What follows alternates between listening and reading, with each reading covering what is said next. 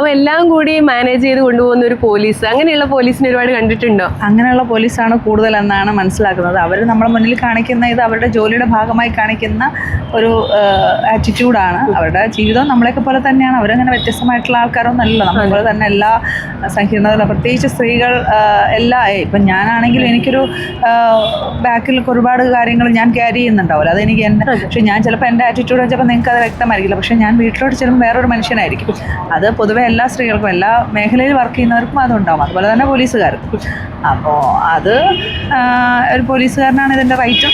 അപ്പം ഇലവീഴ പൂഞ്ചിറ എന്ന് പറയുന്ന സിനിമ എനിക്ക് ഒരുപാട് ഫേവറേറ്റ് ആയിരുന്നു. അതിനുശേഷമാണ് ഇത് വരുന്നത്. അപ്പം അങ്ങനെ അവർ കുറച്ചും കൂടെ പോലീസ് രീതികൾ അവരുടെ കാഴ്ചപ്പാടിൽ നിന്നായിരിക്കുമല്ലോ അത് എഴുതിയിരിക്കുന്നത്. അങ്ങനെ പ്രസന്റ് ചെയ്തത് സന്തോഷമുണ്ട്. നവ്യ നായർ നമ്മൾ ആദ്യം തൊട്ട് 2001 മുതൽ കണ്ടുവരുന്ന ഒരു നായികയാണ്. നവ്യ നായർ എങ്ങനെയാണ് മുഴുനീള ക്യാരക്ടറിൽ എടുക്കാം? മാമിന് ആദ്യമേ ഒരു തോട്ട് ഉണ്ടായിരുന്നോ? ഞാനും നവ്യയും സുഹൃത്തുക്കളാണ്. അങ്ങനെ സംസാരിച്ചുകൊണ്ടിരിക്കും നമുക്കൊരു പടം ചെയ്യാമെന്നും പറഞ്ഞ് അങ്ങനെ ഈ ഒരു കഥ വന്നു. നമുക്ക് നവ്യ പോലീസായാൽ കൊള്ളാം എന്ന് തോന്നി. അതൊരു ചാലഞ്ചിങ് ആയിട്ട് എനിക്ക് തോന്നി. കാരണം നവ്യ അങ്ങനെയല്ലല്ലോ നമ്മുടെ മുന്നിൽ പ്രസന്റ് ആയിട്ടുള്ള ഇതുവരെ. അപ്പം അങ്ങനെ അതിലോട്ട്